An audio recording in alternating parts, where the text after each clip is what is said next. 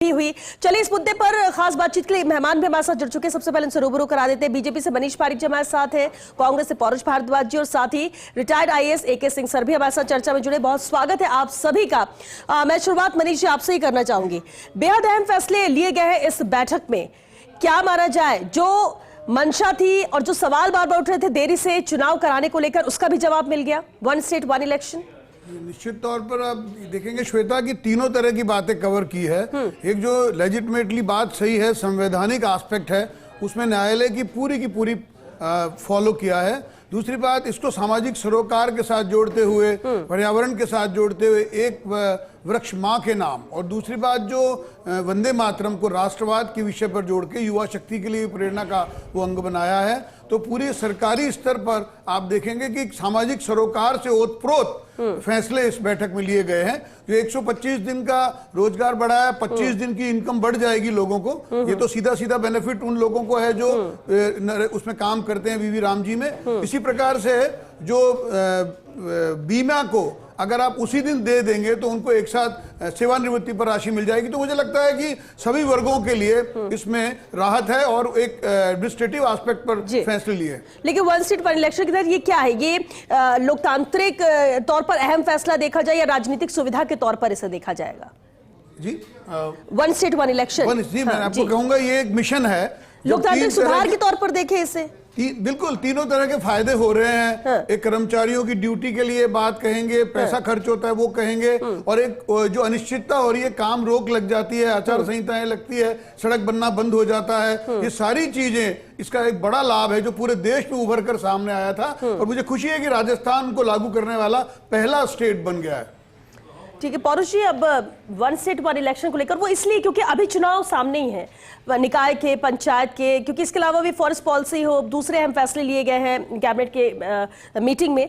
लेकिन one state one election के तहत ही क्या आपको लगता है कि इससे निकाय या पंचायत स्तर पर जब सब एक साथ चुनाव होंगे तो विकास की रफ्तार बढ़ेगी? आपको लगता है कि स्थानीय मुद्दे से दब सकते हैं? इसके बेनिफिट आपको क्या नजर? देखिए, मैं इस बात को कहना चाहूंगा कि सरकार की हमेशा कथनी और करनी में बुरी तरह फर्क रहा है, चाहे वन स्टेट वन इलेक्शन का मामला हो या फिर अभी जो मेन तीन बातें आई, किसानों की बात आई, वन क्षेत्र की बात आई, सोलर पावर की बात आई। हमने देखा कि किस प्रकार सरकार की मंशा चुनाव कराने की थी ही नहीं, वन स्टेट वन इलेक्शन कराने के लिए भी अगर सरकार सीरियस होती तो सरकार के द्वारा ओबीसी आयोग का गठन जो है वो 2023 के एंड में या 2024 की शुरुआत में कर दिया था। मतलब किस प्रकार लगातार हाईकोर्ट से लेकर के सुप्रीम कोर्ट के द्वारा सरकार को लगातार फटकारा गया, लगातार लताड़ लगाएगी, उसके बाद में जाकर के अब मजबूरी ओबीसी आयोग की रिपोर्ट आई और अब जाकर चुनाव होने जा रहे हैं। दूसरी बात श्वेता जी, मैं देखिए कहना चाहूंगा कि जो अभी हमने जो प्रेस ब्रीफिंग देखी उसमें मुख्य 3 मुद्दे निकल के आए। इन्होंने कहा कि हम किसानों की भलाई करेंगे, वन क्षेत्र लगाएंगे, सोलर पावर लगाएंगे। किसानों की स्थिति है कि इनको अपनी तरफ से किसानों को नया देना तो दूर की बात रही, हमने जो किसानों को हमारी सरकार ने दिया था, चाहे वो 2000 यूनिट फ्री बिजली हो, उसके इन्होंने रजिस्टर में रोक लगा दी। इन्होंने जो है हमने देखा कि किस प्रकार से नकली खाद बांटी जा रही है और उस पर भी पुलिस के डंडे मारे जा रहे हैं। हमने हमारे टाइम में कृषक ऋण माफी की बड़ी बड़ी बातें करते थे,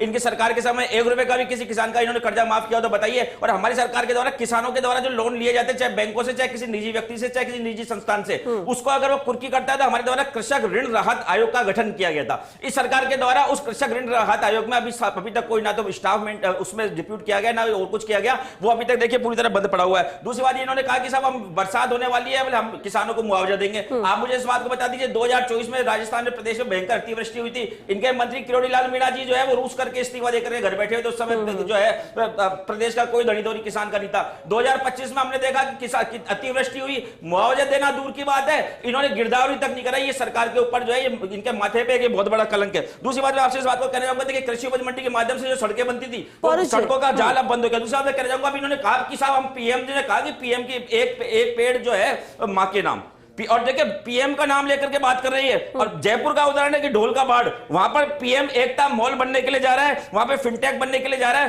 पीएम के नाम पे एकता मॉल बना रहे हैं और पीएम के नारा जो है एक पेड़ मां के नाम, उसके लिए जो है जयपुर में ढोल का बाढ़ में 100 एकड़ का वन उजाड़ा गया। ठीक है, आपको क्या इसमें ऑब्जेक्शन क्या है? अभी जो फैसले लिए गए थे कि अगर हम पुराने जाएंगे, इन्होंने क्या किया पिछली सरकार, मैंने इस सरकार के 2 साल में क्या फैसले, वक्त खत्म हो जाएगा। पौरुष जी, मैं चाहती हूँ कि आप बिल्कुल हाईलाइट करके पॉइंट्स वो बता दें आज के कैबिनेट को लेकर। आपको लग रहा है कि क्या कोई कमी लग रही है या फैसलों के पीछे कुछ मंशा है? ये सारे बस एक लाइन में आप जवाब दीजिए। आगामी नगर निकाय के चुनाव, पंचायती राज चुनाव को ध्यान में रखते हुए सिर्फ जनता को लॉलीपॉप देने का काम किया गया है सरकार के द्वारा। अगर हमारे द्वारा किए गए फैसलों को ही लगातार लागू रखा जाता तो जो प्रदेश की जनता, प्रदेश का किसान जो है वो आज की तारीख से ज्यादा सुखी होता। मैं ये बात कहना चाहूंगा। ठीक है, AK सिंह सर भी हमारे साथ हैं, रिटायर्ड IAS। सर स्वागत है आपका। सर देखिए, बीजेपी कांग्रेस अपना अपना पक्ष फैसलों को लेकर, लेकिन क्योंकि आपका एक्सपीरियंस भी है और ये जो फैसले लिए गए चुनाव के मद्देनजर भी, पहला सवाल वन स्टेट वन इलेक्शन जिसके तहत निकाल पंचायत चुनाव की बात की, और इसके अलावा जो फैसले लिए गए, आपका एनालिसिस क्या कहता है? इन फैसलों को देखने का नजरिया क्या होना चाहिए? देखिए श्वेता जी, जहां तक वन स्टेट वन इलेक्शन की बात है, उसमें तो किसी प्रकार की दुविधा या डिबेट नहीं होनी चाहिए। इससे जैसा कि मतलब कि बीजेपी के प्रवक्ता ने कहा है और आपने भी इंट्रोडक्शन में कहा था कि जो कर्मचारी हैं उनको मतलब कि बार बार ड्यूटी पे लगाया जाता है, जो अर्थ मतलब कि जो पैसे लगते हैं उसको बार बार मतलब कि खर्चा करना पड़ता है, तो इसमें तो कोई शक ही नहीं है कि एक बहुत अच्छा कदम है। जहां तक बाकी कार्यक्रमों की या जो पॉलिसी जो इन्होंने डिसाइड किया है उसके बारे में मेरा आप अगर देखें जी। तो राजस्थान के कुछ राजस्थान राज्य जो है उसकी कुछ स्ट्रेंथ है और कुछ वीकनेसेस हैं। उनमें से एक एक को मैं लूंगा बस मात्र, और कि कैसे यहाँ पे बात हुई है जी। एक राजस्थान का स्ट्रेंथ क्या है कि यहाँ पे जो सूर्य गर्मी जो होती है, जितने दिन सूर्य निकलता है, वो शायद भारतवर्ष में बहुत कम राज्यों में है जहां की इतने दिनों साल भर में सूर्य निकलता है। तो इसलिए सोलर पावर से रिलेटेड जो भी मतलब की पॉलिसीज हुई हैं ये बहुत अच्छी बात है और हम सबको इसका अभिनंदन करना चाहिए, इसमें कोई शक नहीं है। एज इट इज मोर और लेस राजस्थान जो है एक पावर सरप्लस स्टेट बन चुका है और आने वाले दिनों में जो है इससे हमें और अतिरिक्त आय होगी, साथ साथ किसानों की भी आय होगी और आम जनता के जो खर्चे हैं जो कि घरों मतलब कि डोमेस्टिक जो कंजम्पशन है उनको भी इससे फायदा होगा। तो ये तो जो कि हमारी जो स्ट्रेंथ है उससे रिलेटेड है। जो हमारी कमजोरी है वो ये है कि मतलब कि हमारे यहाँ जो वन क्षेत्र जो है वो बहुत कम है। तो ये जो कि पौधारोपण की जो बात हुई है वो बहुत अच्छा वेलकम स्टेप है और इससे पुनः जो है राजस्थान को फायदा ही होने वाला है। जहां तक हमारे भतीजे हैं पौरुष जी, हमारे नेफ्यू हैं और मित्र भी हैं मेरे, उन्होंने शंसा जाहिर की है कि होता क्या है कि पेड़ों को काटा जाता है। इन्होंने एक उदाहरण दिया था। तो जब विकास होगा तो देखिए एक अपने को बैलेंस तो बना के चलना पड़ता है। तो कहीं पे पेड़ लगाने भी पड़ते हैं, कहीं पे पेड़ जो है मतलब काटने भी पड़ते हैं। ओवरऑल अगर आप देखेंगे तो इस साल मतलब कि इस मॉनसून में पूरे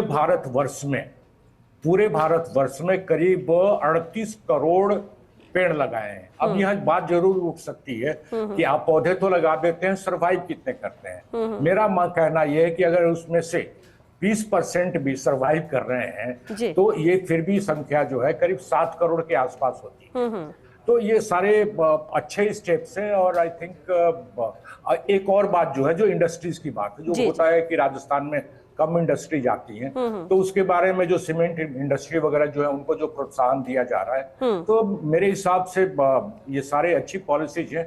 ऑफ कोर्स क्रियान्वयन को हमें मॉनिटर करना पड़ेगा कि इनकी क्रियान्विति कैसे होती है। बिल्कुल। और सर क्योंकि अभी ओबीसी आयोग ने रिपोर्ट भी सौंपी है, चर्चा भी मंथन भी हुआ इस बैठक में क्योंकि उसी का इंतजार था, आपको क्या लगता है कि आरक्षण का मुद्दा इससे खत्म होगा या कानूनी रूप से अभी और चीजें इसमें उलझा सकती हैं या कुछ और देखने को मिल सकता है?